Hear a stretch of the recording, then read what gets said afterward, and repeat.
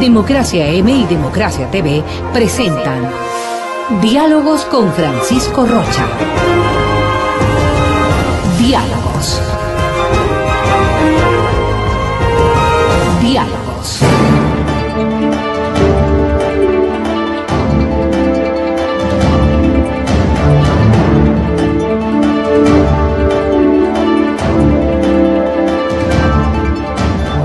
Buenas tardes amigos, estamos encontrándonos para iniciar esta semana, la segunda de marzo, y quizá la primera ya de contienda electoral para la segunda ronda. Hemos invitado a primeros saludos a nuestros amigos de la 920 y también de los que nos están siguiendo en el Facebook de Democracia TV, asimismo como en Democracia TV en general nos pueden seguir. Están con nosotros la doctora Natalia Sierra y el economista Ramiro González. A ellos les vamos a plantear el tema de la segunda vuelta electoral y algún análisis de los resultados que se obtuvieron en la primera vuelta electoral. Algunos decían si hay ganadores o perdedores. En general veamos qué se puede decir de la primera vuelta y de lo que se nos viene en esta ya inicio de campaña de esta semana. Doctora Natalia Sierra, bienvenida Natalia. Gracias. Una primera evaluación de lo que ha sido la primera vuelta y de lo que puede ser esta segunda vuelta electoral. Bienvenida, buenas tardes. Buenas tardes, gracias por la invitación. A ver, en el proceso electoral yo creo que habría que verlo desde antes de que oficialmente se inicie, ¿no? Sí, sale. Yo creo que en la lógica de la democracia representativa hay lo que se conoce como las reglas inscritas, las reglas de juego formales, pero hay también unas reglas de juego no formales. Yeah. Y a mí me da la impresión que las reglas de juego no formales no han funcionado, no se han respetado. E incluso yo diría que ciertas reglas de juego formales no se han respetado. Por lo tanto, toda la contienda se enrarece, se vuelve opaca. Voy a poner ejemplos, ¿verdad? Ha habido denuncias antes de que empiece la campaña de presencia de algunos candidatos, sobre todo los candidatos del oficialismo, cuando no tenían que hacer esa presencia. Denuncias de uso de recursos públicos para hacer la campaña que tampoco se podía permitir, ¿verdad? Un bombardeo de cadenas nacionales, ¿no es cierto? Claro, porque está en el Estado, pero en un proceso preelectoral aparece esto como una pre-campaña, ¿verdad? Con uso de recursos públicos. Lo mismo el otro candidato que quedó finalista también había estado haciendo campaña, digamos, ¿no? Sí. Es decir, no oficialmente, pero es una presencia mucho mayor del un candidato y del otro que quedaron en la segunda vuelta que los otros no tenían. Entonces uno puede ver ahí un desbalance en lo que se supone que debería ser una competencia en igualdad de condiciones.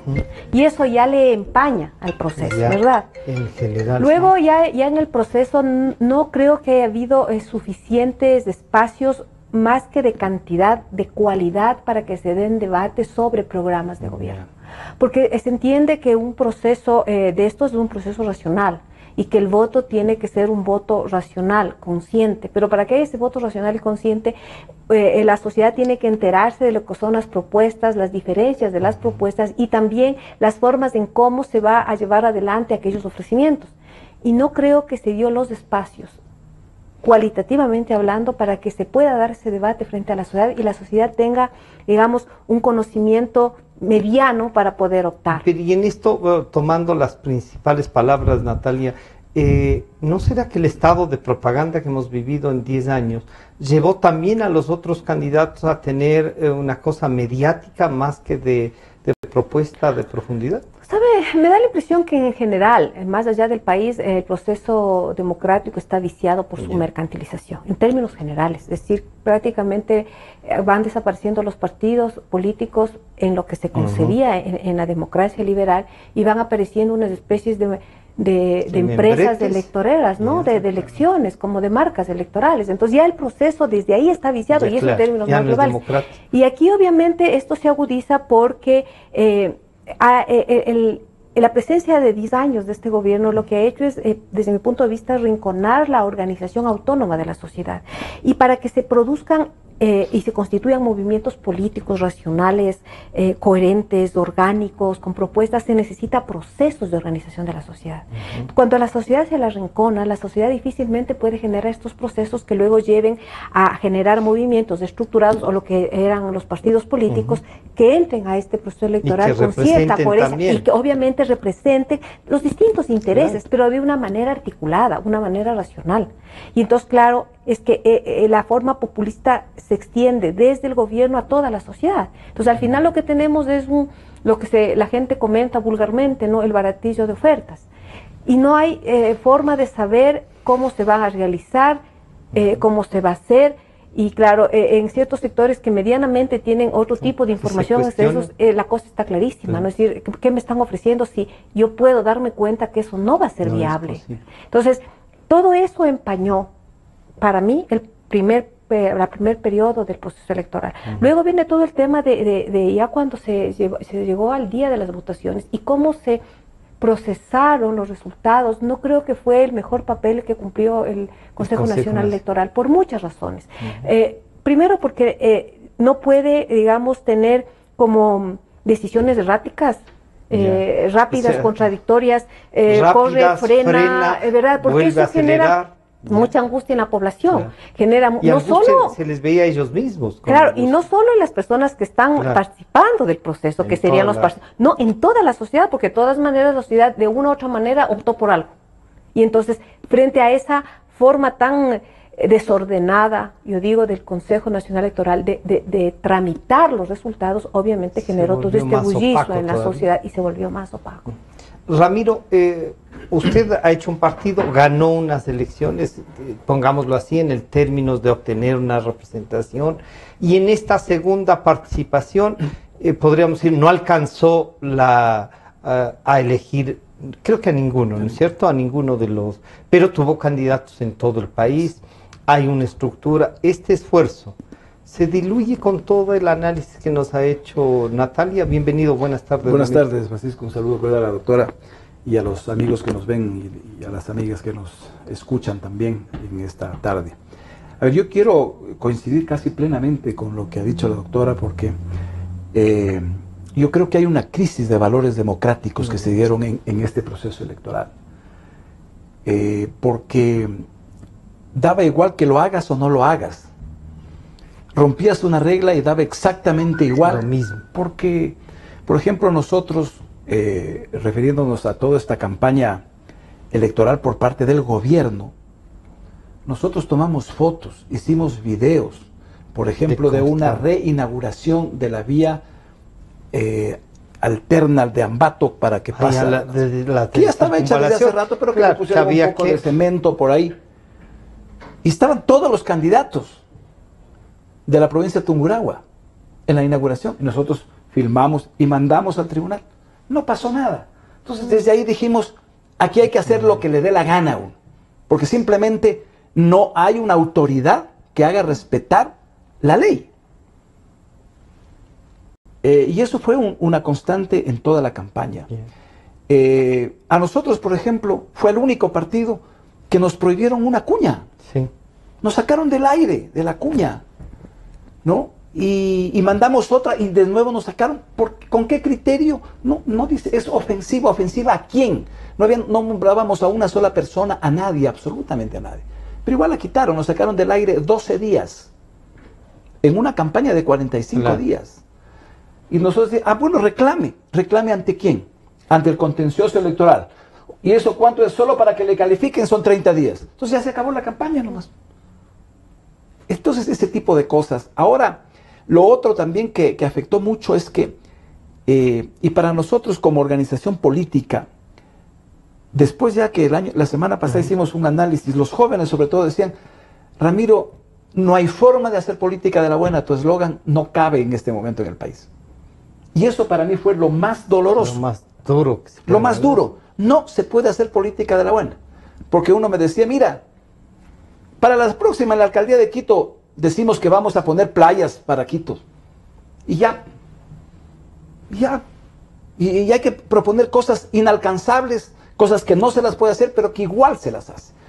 Entonces, por ejemplo, eso de triplicar el bono, de duplicar la jubilación de los afiliados al Seguro Social Campesino, y sin el mayor descaro, o sea, con una facilidad de huesos terrible. Y entonces quienes habíamos planteado un esquema de institucionalizarlo al país, esta racionalidad política, simplemente no tuvimos chance, porque eso no vende.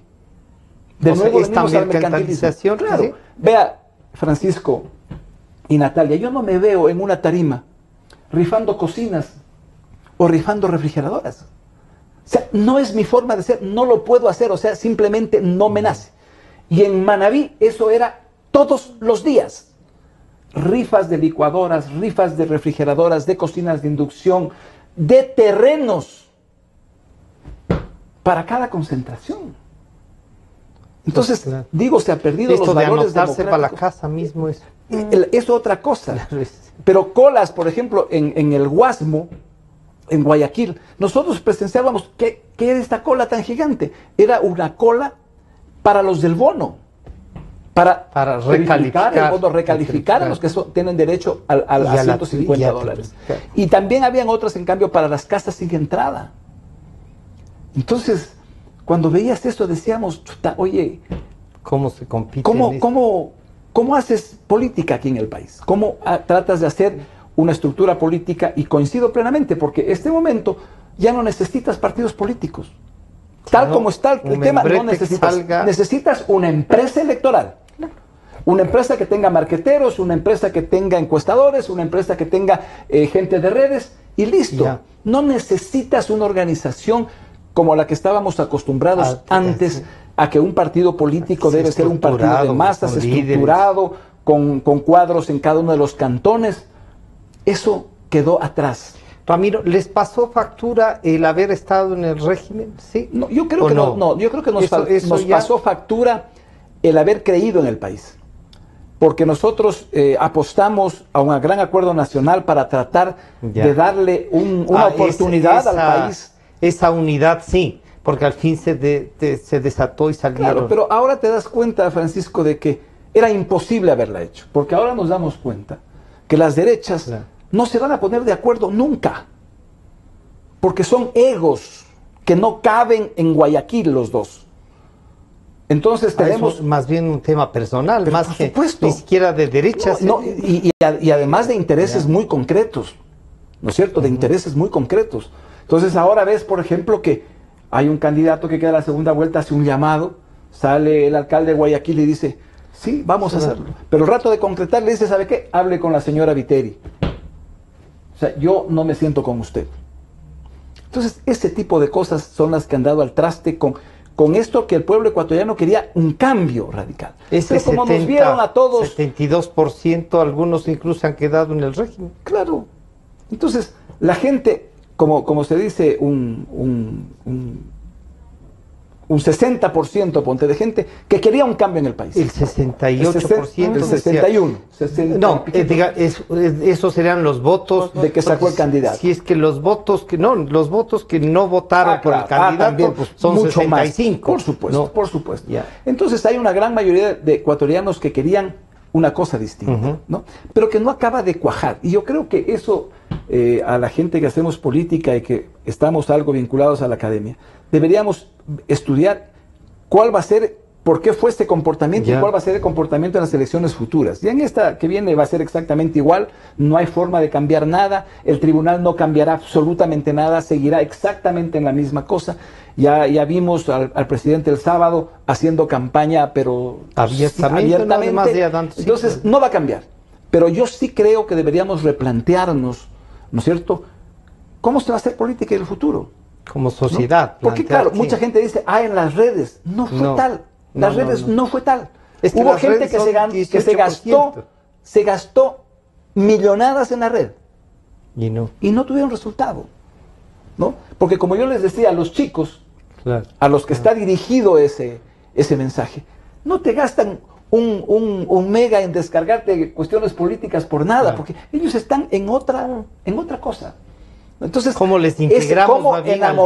¿Cómo enamorar no solo a los jóvenes, sino enamorar a los ciudadanos a que volvamos a hacer política a la buena. A tener lo que se llamaba la educación cívica, o sea, que nos importa el país. Natalia, aquí hay un ejemplo de un político activo que probó con el régimen, ha hecho un partido, se dio el trabajo de hacerlo, pero que al final tiene esta especie de desazón. Yo espero que no, que siga con la organización, ¿no es cierto? Pero ¿cómo le replanteamos a la sociedad en virtud de que incluso los que más problemas pueden llegar a tener son los más pobres? Están con un proyecto que no tiene, digamos, este rato una salida, pero lo que es peor, que no tiene respeto a todo. Hay varias cosas, Francisco. Primero, yo quiero preguntar algo, ¿no? De este gobierno que dice, sí, todavía tenemos el apoyo, ya están las votaciones, ¿no? Primero porque cómo se dan los conteos, los procesamientos de las votaciones, sabemos cómo es, ¿no? Cómo arreglaron el código de la democracia. Pero más allá de eso, tenemos el apoyo porque estamos respondiendo, dicen bien, ante el pueblo. Y yo estoy pensando en muchos gobiernos que han tenido más apoyo que este y no respondían bien al pueblo. Es decir, esto de el pueblo es sabio, yo no voy a ser aquí políticamente correcta, no creo esto. Yo les veo a muchos políticos llenarse la boca con esto. Ahora sí van a decir que el pueblo no es sabio, el pueblo es sabio. No es cierto. El pueblo necesita tener una construcción política, necesita ser no ignorante en el sentido de ignorar cómo funciona la política. Y yo creo que un populismo, cualquier populismo, y tanto tiempo que ha estado en nuestro país, tiene además una tradición de eso, muy pocas veces nos libramos de eso, lo que genera es justamente un pueblo ignorante. No porque en sí mismo las personas sean ignorantes, sino que es una forma de hacer política que genera ignorancia en la población, porque justamente se basa mucho en el tema, primero de una propaganda que en esta época hemos tenido de forma masiva, que a la persona más lúcida le turbia. O sea, si le están a todo el tiempo repitiendo algo, le van a construir en verdad, y si uno no tiene la posibilidad de contrastar esa información, ¿verdad? Entonces le van a hacer una persona que ignora las cosas. Luego, todo el clientelismo que ya se ha hablado aquí, o sea, acostumbrar a la gente no al derecho, a los derechos, sino a una especie de caridad.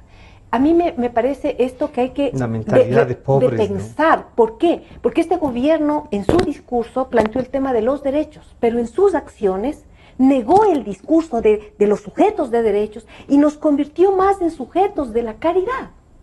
Y obviamente una persona que está sintiendo que le están dando, no porque tenga derechos, no porque le dan, tiene que ser agradecida, más si tomamos toda la construcción cultural católico-cristiana de nuestro pueblo.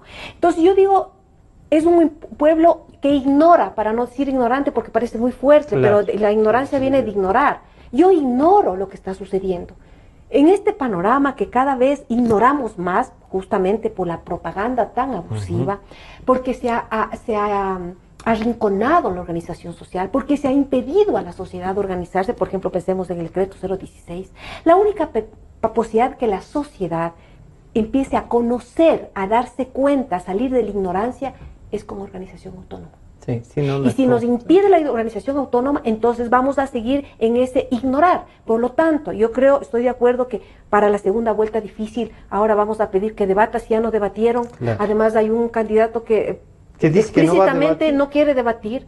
No creo que cambie mucho. Pero sí considero que la sociedad tenemos la obligación con nosotros mismos y nosotras mismos de trascender esta perversión de la clase política y coger nuevamente en nuestras manos la organización, asumir un rol, organizarnos, debatir, conversar, ubicar nuestros intereses diversos, nuestros intereses comunes, para ver cómo vamos saliendo como sociedad. Es decir, tenemos que convertirnos realmente en sujetos políticos deliberantes con criterio. Ramiro, ¿es posible este caminar, estos 17.000 kilómetros que se han recorrido, un pueblo que tiene alguna manera de volverse a preocupar por el país y no solo... Ahora, hay problemas reales, diarios, ¿no? Que uno dice, sí hay que preocuparnos por el país, pero hay gente que también se tiene que preocupar por la comida diaria. Claro. Hay una de las cosas que yo creo que el mayor daño, aparte del de la corrupción, el mayor daño que ha hecho el populismo, que no quiero ni calificarlo ni de izquierda ni de derecha, porque acaban en lo mismo. acaban exactamente en lo mismo. Es el tema de que te hizo anodino políticamente, es decir, te asexuó políticamente. Yeah. Porque en esta campaña todos proponemos lo mismo. No había diferencia. Empleo, reactivación económica, lucha contra la corrupción. Pero temas fundamentales, por ejemplo, de derechos, como decía, no se toparon en absoluto, tenían miedo a la gente toparlos. El tema de aborto, de la marihuana, ¿sí? De un montón de cosas. Era un tabú. Cuidado te metas con eso. Cuidado te metas con eso. Y entonces, cuando tú ibas a decir, pero si el Señor dijo lo mismo, o sea, ¿cuál es la diferencia? Claro, ¿por qué de escoger? Exacto. Si ya está instalado. Prefiero lo que ya está porque dice lo mismo, ¿no? Entonces, se ha dado realmente una cuestión, claro, porque el populismo coge cosas de izquierda y coge cosas de la derecha sin ningún rubor, ¿no? Estamos viendo, fíjate, Francisco, que estamos viendo que el señor Trump le robó el discurso a la izquierda latinoamericana. Sí. Pero todo el discurso, el proteccionismo, ¿no es cierto? No a los convenios internacionales. Peor a los de comercio. Peor a los de comercio y todo. Es decir, lo mismo. Es decir, todo el discurso de los 70 y 80 de la izquierda es el señor Trump ahora. Entonces, sí, realmente te deja así. Claro. Dice, bueno, ¿y ahora qué van a decir? ¿No es cierto? Pero claro, mientras te sostiene todo eso también pone imagínate, lo de las visas. Pero reivindicando también el derecho de los trabajadores norteamericanos a tener puestos de empleo y toda la cosa, que no venga el capital transnacional. O sea, todo el discurso de la izquierda, el señor Trump, ¿no? Y lo mismo en cambio acá, gente que dice ser de populista de izquierda, en cambio fue en el periodo donde más ha ganado la empresa privada, sí, y la redistribución del ingreso nunca llegó. Son 9 grupos que se han consolidado pero por supuesto, sí, ¿no? Y además de nuevo con el descaro más grande, porque financiando la campaña del candidato de gobierno, pero sin ningún rubor, prestando los aviones, prestando absolutamente todo, y ya, ¿no? Entonces, como que perdimos la vergüenza, y eso para una sociedad sí es grave. O sea, hazlo nomás que nadie te va a criticar, nadie te da. ¿Por qué? Porque además hay otro grupo de la sociedad, que yo los llamo los puristas, ¿no? Que piensan que la política es de ángeles, ¿no? Y que nadie puede equivocarse. Claro. Yo soy el que tengo la verdad. Pedro Jorge ver a los animales puros. Exacto. Pero animales al fin terminó diciendo. Exactamente. Entonces, claro, pones en el mismo saco a todos, ¿no? Y yo me acuerdo que incluso Rodrigo Borja una vez hablando me decía, es que no era justo que los canales de televisión te pongan en el mismo saco a Abdalá Bucarán, a Rodrigo Borja, claro, a Osvaldo Hurtado, los ponen en el mismo saco. Entonces, claro, el desprestigio de la política es total. Sí. Pero yo quisiera ver a esta gente que se recorre el país, pues, que vaya, estreche la mano, que escuche a la gente cuáles son los problemas vivenciales que tenga. No, por ejemplo, cuando tú te vas a tu provincia, a Cotopaxi, cuando vas al mercado indígena los sábados, donde quieras, simplemente ves que en 300 años no cambió absolutamente nada esto. Está igual, sí. Exactamente igual, sigue la gente vendiendo en los mercados en la tierra, poniendo las 4 cebollas, las 4 papas, y con eso se mantiene la semana. Y nos dicen que el Ecuador cambió. O cuando te vas a Guayaquil, y aquí en Quito lo mismo, y en ciudades intermedias lo mismo, te vas a Guayaquil y sales 4 cuadras de las avenidas principales y no hay absolutamente un solo servicio. Y digo, no solo en Guayaquil, te vas a Machala, te vienes a Quito, te vas a Ambato. Hay sectores donde simplemente el tiempo no ha transcurrido y viven en los albores del siglo XX. ¿Y les gustará saber quiénes ganaron en la década esta ganada o no? No. Es que mira, son cosas que... O sea, ¿qué razón que la lista de Odebrecht no le interesa? Ni siquiera se enteran. Yo preguntaba, ¿usted sabe? No. Es decir, somos ese 18% que somos animales políticos que comemos la política, nos atormentamos todos los días leyendo la prensa y haciendo análisis y todo, pero el resto del país no le interesa la política tal como es, ¿no? Entonces, solo si es que le topas el bolsillo. Entonces dice, si a usted que gana $50 en el bono, le voy a dar 150, a ver cómo se queda. Ahí sí. Hasta ahí llega. Vamos a hacer un corte para después, ahora sí en la segunda parte, plantearles a nuestros dos invitados qué va a suceder en la segunda vuelta electoral, qué candidato puede decantar y si ellos tienen ya una posición frente a algún candidato, que nos la cuenten, que puede conducir también a la ciudadanía. Enseguida volvemos. En un momento regresamos con Diálogos por Democracia M y Democracia TV. Sentimos lo que la gente siente, amor, desamor, alegrías inmensas. Decimos lo que la gente quiere, pasión, discusión, democráticamente. Democracia, la radio de la gente. Democráticamente, la radio de la gente. Democracia, la radio de la gente. Democracia. Democracia. Sobre la emergencia de gas y energía que se está viviendo en la costa Caribe. Democracia. Rusia retoma críticas por retenidos en base naval de Estados Unidos. Democracia. Formulé el primer pedido histórico de perdón a las víctimas de las graves violaciones de los derechos humanos. Democracia. Solo noticias. Desde el Distrito Metropolitano de Quito, Cadena Democracia, la radio de la gente. Francisco Rocha está de vuelta con Diálogos por Democracia M y Democracia TV.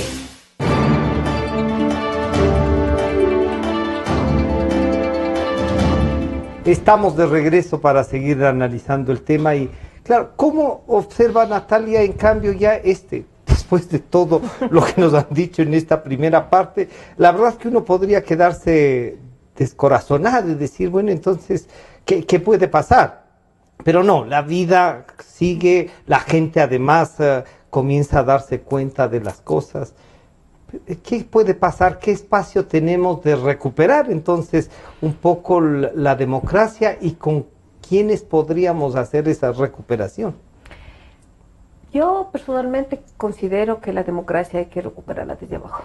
Yeah. No veo otra posibilidad. No veo que haya una mínima esperanza de que los que actualmente están dirigiendo, ¿no es cierto?, la política formal, tengan la capacidad de hacer un reconocimiento primero de lo que han hecho y luego dar un viraje. No creo. Creo que es desde abajo que la sociedad tiene que comenzar a recuperar el sistema democrático en su sentido más amplio, y eso es recuperar el uso público de la razón. Lo voy a decir así clarito. Esa es la base del sistema democrático. Es decir, si nosotros no somos capaces de crear espacios entre nosotros, que es la política, para debatir nuestros asuntos comunes y no dejar simplemente que cualquier gobierno haga y deshaga, sino que estar permanentemente debatiendo, es la política. Ahora, también creo algo, y decía aquí Ramiro, esto de hay una confusión, yo a veces le quiero llamar travestismo, sin que tenga nada que ver con el otro tema de los derechos, de las diversas, eso es otra cosa, eso es más bien la palabra castiza más bien, sí, es ideológico. Y eso ha hecho mucho daño. Yo alguna vez en el 2009 hacía un artículo donde decía, quizás el daño, yo ya veía, el peor daño que nos va a dejar este gobierno es la confusión ideológica. Porque ahora de repente aparece como que el tema ideológico no es importante. Y no hay posibilidad de una coherencia política si no hay una claridad ideológica. Y entonces este travestismo, ¿no? Es decir, se mezclan códigos, ideas, referencias de la izquierda y la derecha en una sola cosa, o se habla desde la izquierda y se hace políticas de la derecha, es decir, hay gente que por ahí estuvo vinculada a la derecha extrema y de repente aparece como gran revolucionario. Es tanta confusión, ¿no es cierto? Entonces es una especie de pantano de signos inconexos, donde uno no puede generar una cartografía para poder ubicarse. Si no hay referentes ideológicos claros, no hay movimiento, Francisco. Porque el movimiento se estandariza todo. El movimiento, exacto, no hay movimiento. Es lo que se vivió. Porque el movimiento no es más que la expresión abstracta, ¿no? O sea, es el tiempo. Y para poder movernos necesitamos coordenadas de ubicación. Y eso da la ideología. Y si no hay coordenadas de ubicación, y todo está mezclado, entonces no nos podemos mover y hay una especie de estancamiento político de la sociedad que le hace daño, porque la política no es pues del Estado, no es la política formal, la política es ese espacio para conversar de lo que nos interesa a todos y tratar de nuestra diferencia ponernos de acuerdo para poder caminar. Pero para ponernos de acuerdo yo tengo que tener claro cuáles son mis intereses, dónde quiero ir, hacia dónde voy y tener claro los intereses del otro. Pero aquí no hay forma, porque todo está confundido. Entonces yo considero... Se encuentra de todo y en todas partes. Y es parte de esto que hablamos en las campañas electorales de la oferta, ¿no? De la oferta casi mercantil. O sea, yo alguna vez en este mismo programa le decía a Francisco, más o menos cuando uno va al centro comercial y el papel higiénico el otro, todos le ofrecen que son los mejores papeles higiénicos. Así es. ¿Verdad? Y entonces yo creo que como sociedad debemos comenzar a aclararnos ideológicamente, porque la ideología no es una falsa conciencia, no, la ideología es desde donde nosotros comenzamos a caminar, y por lo tanto también ahí hay un deterioro que decía Ramiro, ético, porque también la ética es parte de este horizonte desde donde para miramos el mundo y nos la ubicamos. Corrupción. Claro, porque claro, no importa. Si no entonces, importa, mire, es como que estamos en un pantano que nos traga de puros signos inconexos, de discursos fragmentados, así que no logran ser discursos, de personajes que varían de un lado para el otro. Yo veo por eso, frente a eso, esa confusión, lo que viene es el miedo. Y si no hay respuesta al miedo, una respuesta racional, lo que viene es la violencia. Y yo lo que he visto en este periodo pequeñito que tenemos después de la segunda vuelta, es una violencia en las redes, una falta de argumento, justamente una violencia que es producto de la confusión. El ser humano confundido reacciona obviamente con violencia porque tiene miedo. Eso tenemos que comenzar a aclarar. ¿Cómo entonces, aclarando esto, volvemos a plantear temas ideológicos, pero además diferencias, pero acuerdos también? Porque es eso que sentían ustedes cuando se plantearon la unidad, es una cosa real. Y en base a acuerdos mínimos, digo yo. Nosotros cuando presentamos los 8 de la 8, más que proyectos de ley o lo que sea, eran acuerdos mínimos. De decirnos, por ejemplo, a ver, ¿qué vamos a hacer con la educación? ¿Cierto? A ver, en la Constitución, en la transitoria 18, se puso que se debería incrementar el 0,5% del PIB anual. Ya, respetemos eso. Respetemos eso, lleguemos a ese 6% que es el mínimo, el que es el promedio de América Latina. Pero hagamos las cosas bien hechas y que todos nos pongamos de acuerdo, porque yo no creo que en la educación no estemos de acuerdo todos en mejorarla. Pero no pues cuando estás ejerciendo el poder y dices voy a destruir la Cenacit. No, o sea, no te cabe en la cabeza. ¿Qué quiere decir con eso? ¿Por qué no lo hacen ahora que lo pueden hacer? Entonces, realmente para nosotros ha sido más que la derrota, ha sido este sinsabor que te queda del no poder hacer política de la buena. Eso yo creo que es más desgastante que el no haber tenido una curul. Porque no ves un horizonte. No ves un horizonte y dices, a ver, ¿cómo vamos a hacer? Entonces, yo creo que, coincidiendo con Natalia, hay que ir desde abajo, organizando las cosas. Organizar la sociedad. Organizando las cosas, porque nosotros incorporamos y pusimos a gente que no ha estado en las pantallas, que no ha estado en la nada, pero que se descubrió. Se descubrió y muy buenos candidatos que les gustó la política y ahora dicen, quiero seguir haciendo política. Ojalá. ¿No? Por ejemplo, mira, en Guayaquil tuvimos un representante de los grupos LGTBI que descubrió la política, pero además en un partido que no lo dejaba de lado, sino que lo incorporó para la lucha, para sostener ideas. Ahora es el más entusiasta y el que hizo una campaña espectacular, ¿no? Y yo creo, Francisco, y te iba a proponer, pero qué bueno decirlo en público, yo creo que también los medios ya no deben entrevistarnos solo a los mismos. Hay que ampliar también. Hay que ampliar, incorporar a otros sectores. El tema es que algunos, el tema, Ramiro, ahí, que sí hay razón también, pero la experiencia, algo que igual aquí se ha dado por desprestigiado, porque ya está, experiencia, la cátedra y el pensamiento. Eso tenemos que ayudarles con el presidente, por supuesto, como ustedes, pero yo lo que te digo es darle voz a los que no tienen voz. ¿no? Y eso por ejemplo, campaña, mira, decimos, este momento el sector agropecuario está quebrado en el Ecuador. Pero somos 4 los que decimos eso. Pero tráelo a un ganadero. A alguno de los presidentes. No a los presidentes. De las cámaras locales, no un ganadero. A algún empresario que sufre el día a día. Porque a veces los de las cámaras también se quedan ya en el tema político, se cuidan. También. Pero el que te va a decir la plena, como dicen, es el que lo está sufriendo. Por ejemplo, mira, un día yo estuve en Imbabura. Y pasé por un mercado y un señor me llamó y me dijo, vea señor, venga, mire lo que me está pasando. Yo soy un pequeño vendedor de huevos, tengo este camión y voy recogiendo, dice, por granjas agrícolas, que son mini granjas que te venden 5 gavetitas, 10 gavetitas. Claro, pero ellos no tienen RUC, no tienen nada, porque son campesinos. Pero vengo acá al mercado y lo primero que me piden es la factura. Y los del SRI no se dan cuenta que todavía en el Ecuador hay un 30% de informalidad. Que no hay y al señor le clavaron $15,000 de multa. Entonces dice, tengo que vender el camión para pagarles al SRI. Entonces estas cosas nosotros no las llegamos a dimensionar. Decimos, sí, el SRI ha hecho esto. Quién sabe, hasta lo estamos alabando al SRI que ha cobrado, que ni sé qué. Pero en cambio, no sabemos cuál es la conflictividad que ha generado. Las consecuencias de los sectores menos favorecidos de la sociedad. Entonces, hay un montón de esas cosas. Por ejemplo, lo de los niños en las escuelas rurales del país. Es terrible que me vengan a decir que el Ecuador cambió. Créeme, es terrible. Yo el viernes estuve en una escuelita al lado de mi finca y fui a ver. O sea, es doloroso. La señora, la profesora me dice, economista, dice, se me fundió la computadora. ¿No? Le digo, vea, yo la llevo para hacer. La traje a acomodar, me dice, pero esto ya no existe. Economista dice, mejor compre una de $300 que le va a servir. Entonces, nos estamos engañando. Una profesora para los 6 grados, ¿no? Todavía unidocente. Pero además, pero por supuesto. La cerraron y fregaron algunas comunidades. Pero lo que se debió hacer más bien es hacer pequeñas unidades de los 7 grados, que es la antigua primaria, ¿no es cierto? Digo yo, cerca de la comunidad. Porque ahora el problema es que los niños de 6, 7 años tienen que caminar 6, 7 kilómetros y los papás dicen, yo ya no lo mando. Claro. Entonces estamos generando un problema terrible. ¿Por qué? Porque se hacen las cosas desde el escritorio.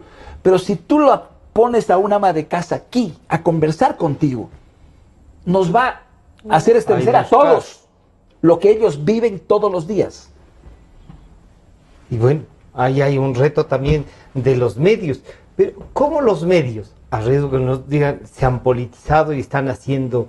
¿Cómo los medios construimos? Se van más bien, perdón, Francisco, te diga, a despolitizar. No, se van a ciudadanizar más bien.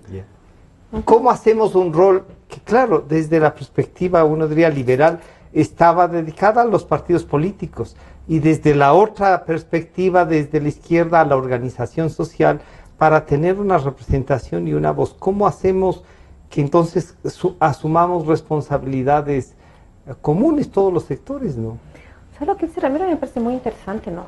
El tema de que venga a hablar toda la gente, es decir, abrir los micrófonos a toda la sociedad, en toda su diversidad, Francisco, porque además el Ecuador es una sociedad altamente diversa, altamente heterogénea, ¿verdad? Y claro, uno puede tener ideas desde, por ejemplo, desde la academia, pero lo que dice Ramiro es verdad. Otra cosa es lo que están viviendo. Yo sé algo porque yo estoy muy ligada a las organizaciones de base, ¿verdad? Usted conoce. Por ejemplo, pequeños queseros, ¿no? Criminalizados porque no tienen los fitosanitarios y en Loja persiguiéndoles como que fueran narcotraficantes porque están queriendo comercializar sus quesos que no tienen fitosanitarios. Que no les hemos ayudado a que tengan. Y no les hemos, y además es un trámite terrible para hacerlo. Entonces, mucha de esta modernización, por eso habíamos dicho nosotros a veces conservadora, lo que ha hecho es arrinconar, asfixiar a otro tipo de formas económicas. Y se llena la boca hablando del tema de la economía social popular y solidaria, cuando están realmente hasta criminalizando a pequeños campesinos pobres que vivían, ¿no?, de producir cositas de estas. Y así el tema de las escuelas, así el tema del problema con los hospitales, así el tema en la academia, por ejemplo, ¿no?, que también dicen que es su gran logro el tema de la academia. Yo estoy ahí. Y hay muchísimas cosas que lo que han hecho es burocratizar, debilitar el tema académico, porque nos obligan a volvernos burócratas de la academia, ¿no es cierto? Y entonces todas esas cosas, yo digo, tendríamos que discutir. Los medios están para ver cuáles son los problemas de los campesinos, cuáles son los problemas de las amas de casa, cuáles son los problemas de la ciudadanía que se moviliza, ¿verdad? En las ciudades estas cada vez más complicadas. Pero y ahí tiene que haber la organización para que las recoja. Es que lo que pasa es que los medios podrían colaborar en esto, porque si hay voz, entonces otro va a decir, mira, yo estoy viviendo eso, y quizás eso nos va, primero tenemos que aprender a identificar al resto. Correcto. Y entonces, eso es desde abajo. Desde abajo es ahorita por fuera de las estructuras de poder consolidado, porque lo que han hecho esas estructuras es sentarse encima de la sociedad, es decir, ustedes no piensen, no hablen, no actúen, que nosotros les vamos a dar haciendo todo. Y así hubiese sido un gobierno excelente, yo digo en mis términos revolucionarios. No, la sociedad siempre tiene que tener autonomía. Ningún gobierno puede quitarle autonomía a la sociedad. Y si es un gobierno revolucionario, más, tiene que darle más autonomía, más libertad y más poder a la sociedad. Ramiro, ¿cómo conseguimos que se piense así? O sea, que lo revolucionario es darle a la sociedad realmente un rol, un papel, y no someterla, enjaularla en algunos casos. Mira, eso es lo que yo me he estado cuestionando esta semana, que llega hasta extremos de la criminalización del accionar de la sociedad terrible. Yo tenía unos cartuchos de una escopeta. Escopeta de las que te hacían en Guaranda. Y entonces le digo... De balín, de los cartuchitos rojos esos y verdes que había. Le digo, oye, ¿y dónde está tu carabina? Enterrada, economista. Digo, ¿enterrada? Sí, dice, porque si viene la policía, nos mete presos por tener un arma sin permiso. Una carabina, de balines, enterrada. O sea, una sociedad atemorizada con un gobierno que quiere hacer de taita, porque ya no solo es que al chico le dice qué debe estudiar, dónde debe estudiar, sino qué debes hacer, dónde debes ser, cómo debes comportarte. Es decir, una cosa terrible. Entonces yo creo que sí es necesario, con los partidos que queramos hacerlo, porque hay que rehacer la estructura partidista, hay que rehacerla totalmente. Pero hay que deconstruir esto. Claro. Que ha sido terrible. Pero como te digo, a veces, Natalia, ni siquiera con los niveles directivos que tenemos ahora, porque ya los han cooptado, sino con el ciudadano que tiene el problema, ¿no? O sea, si tú quieres hablar, por ejemplo, yo una noche me puse a conversar con uno de estos amigos, un gay, ¿no?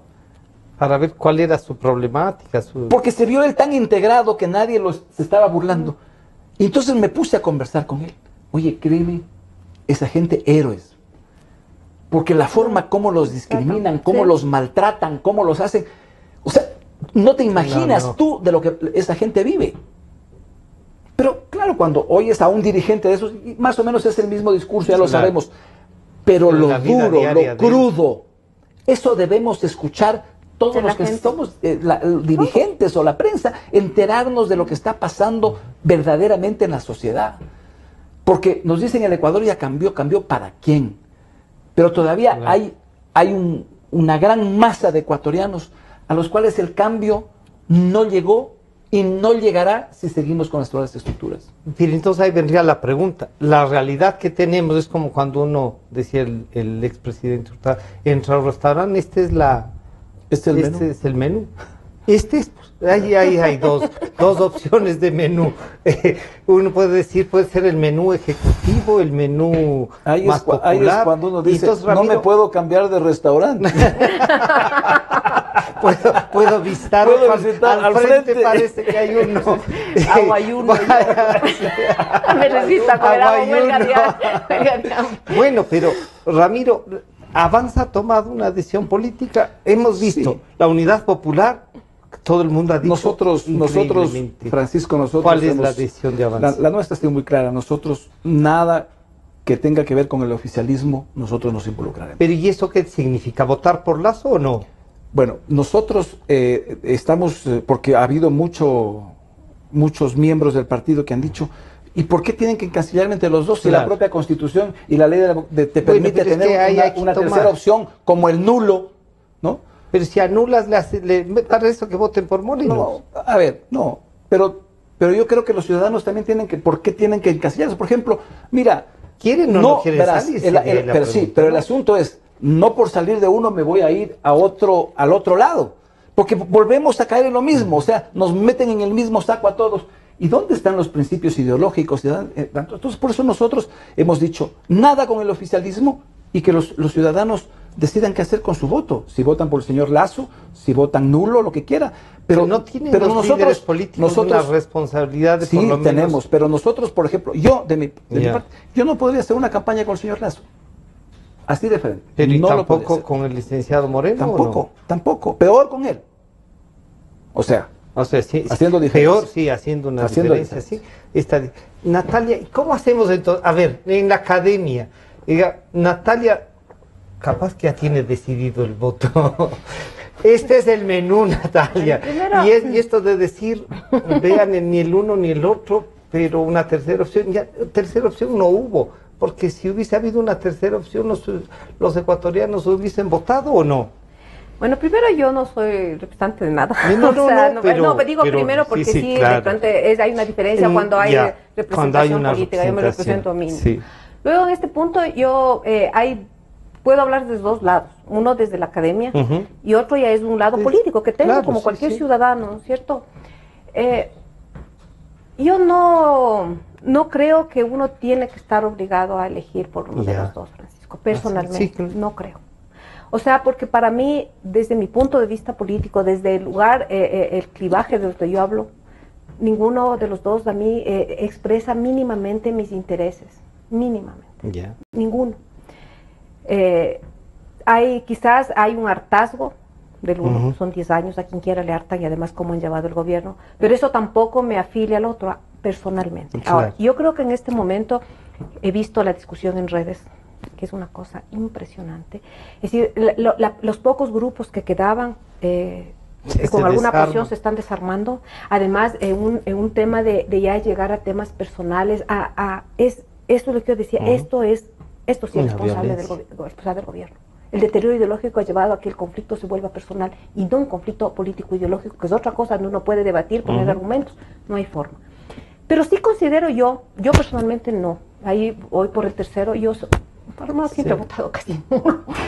Ahora me puse mal porque sí, que el uno le apoya al otro, el nulo también, pero no puedo por eso yo personalmente. Ahora, considero que tampoco tengo ninguna capacidad de juzgar a quien decida, ni sea un individuo o una organización, Francisco, porque a veces pienso que en este momento, por la manera en que se llevó este gobierno el poder, hay un filósofo francés que se llama Michel Foucault, y él siempre habla del biopoder. En este país no se conocía esto que se llama el biopoder hasta que llegó el señor Correa y su gobierno, que es el poder sobre la vida de las personas. Entonces estoy pensando en un dirigente indígena que ha sido perseguido, encarcelado, golpeado, humillado. Él como dirigente y como persona, yo no puedo juzgar su decisión. Tampoco puedo juzgar la decisión de una persona que dice, no, yo sufrí el feriado bancario y me parece que este señor, tampoco puedo juzgar. Sí, me parece que hemos llegado a un momento en que en este específico situación, el voto sí ya se vuelve una cosa de mi experiencia muy personal. Por ejemplo, pienso en el señor Chambers, el veedor, lo que le hicieron. Yo le voy a decir, pero señor Chambers, piensa en el otro feriado bancario, o sea, ¿quién soy yo para decirle y cuestionar lo que él vivió, su sufrimiento? Pienso en las personas quizás que están jodidas con el tema de las escuelas del milenio. Pienso en jubilados que vivieron el feriado bancario y conectan con el señor Lasso, sea justo o no. Es decir, en este momento es un tema, ya no creo que de análisis político, es un tema casi de cómo he sido afectada de una manera o de otra. A ese nivel llevó el biopoder aplicado en este gobierno, creo yo. Entonces ahí sí, aunque yo no represento a nadie, yo no discuto esto con Pero Natalia, un montón de gente en cambio que, y a nosotros nos consta, que les ha dicho y que además nos siguen por invitarles a ustedes para reflexionar. Y yo sí creo, no sé, que hay un momento de rescatar ese espacio y después volver a construir las diferencias. Yo les diría, lo único que puedo decir es que sigan la voz de su adentro, conciencia. de su conciencia, pero vivencial, Francisco. Yeah. Es decir, qué vivieron, cómo sintieron esta época, qué piensan. Yo creo que en este momento lo que yo puedo decir, necesitamos un poco de silencio. Esta bulla en las redes, esta pelea no ayuda a la gente. Yo más bien haría un llamado a la gente que haga un ejercicio de introspección, máximo con su pequeño grupo familiar de amigos, y ahí debatan. Pero que dejen esta bulla, este ruido que no hace es más confundir. Pero además un ruido, Natalia y Francisco, vergonzoso. Vergonzoso, insultante, porque uno cuando ve en la red no tiene por qué insultar a los demás, estar leyendo insultos de otra gente. O sea, un mínimo de respeto. O sea, se bajó totalmente al fango. ¿No? Entonces, no te respetan a la familia, no te respetan a nada. O sea, ese derecho a pensar distinto. Pero además es que el tema de un lado es que el feriado bancario que ni sé qué, y el otro lado es que Venezuela que ni sé qué, que Cuba que ni sé qué. No, y las dos cosas son falsas. Son falsas, sí. No hay argumentos. No hay argumentos. Entonces, cuando tú medio tratas de hacer un argumento en la red, te caen, ya eres, estás gobernista o estás con Lazo, te ponen en cada lado, ¿no? ¿Y por qué tienen que encasillarme a mí? ¿Por qué tengo yo que encasillarme en dos cosas en las cuales no creo? Por ejemplo, yo veo eso, yo también creo que un llamado más bien a respetarnos.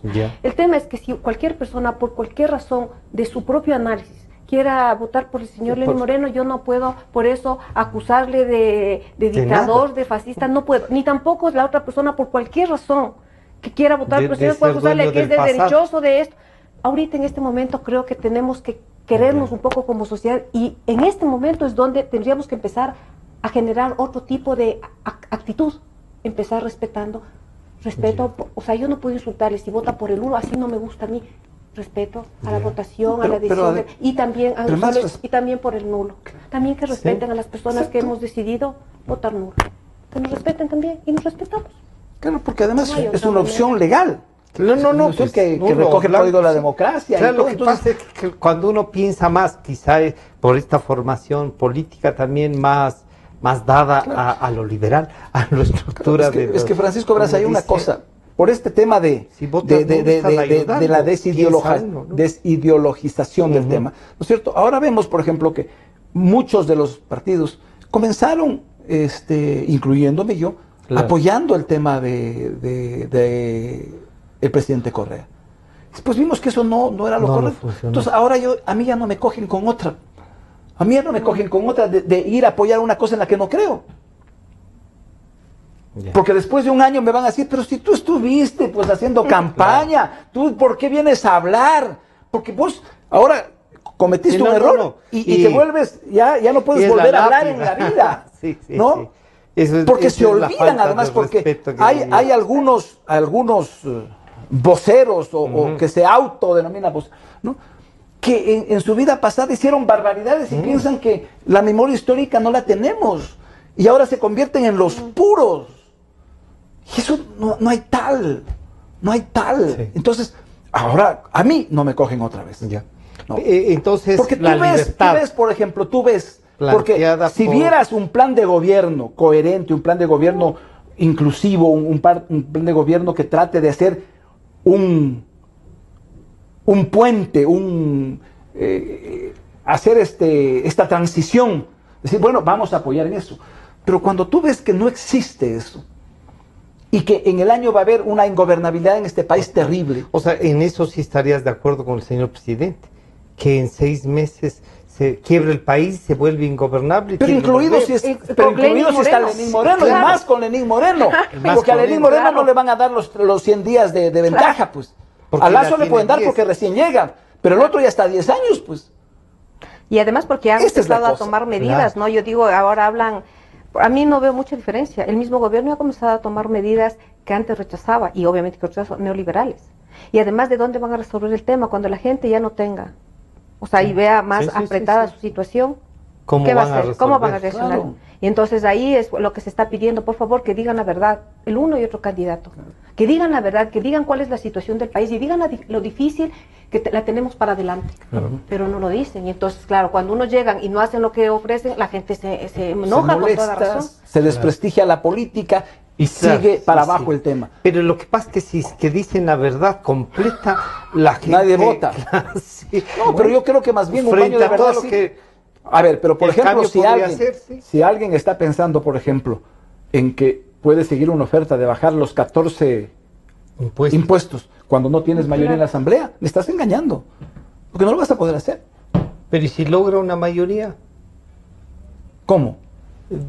Buscando de esos 24, de esos volviendo 24, a las mismas viejas prácticas de esos 24... O sea, comprando asambleístas. Y a lo mejor no, O sea, viviendo volver a lo esos, mismo, esos volver a lo 24 mismo. que no han sido electos por Alianza País, pero que están ahí en acuerdos provinciales. Pero que no te dan la mayoría, pues, Francisco. Si salen 24, sí, pues. No, pues es que Serán Alianza 50 País más tiene los- 75. Y Ya le tiene la quitas mayoría, 20, pues. y O sea, le- tienes y si que le quitarle quitas a País 24, 10. 24 dicen. No, 10 nomás tienes que quitarle. No, pero dicen que hay 24 que han sido electos. Que pueden irse. Que podrían podrían irse. salir, que podrían hacer un movimiento independiente. Ah, sí. O capaz que pasan avanza. No. Pero igual, o sea, los Sí. otros también yo digo, o sea, ¿cómo van a hacer, por ejemplo, resolver el Claro. tema económico? Exacto, O sea, no, sí. vamos a tener figuras económicas. ¿Cómo van a ofrecer las cosas que ofrecen?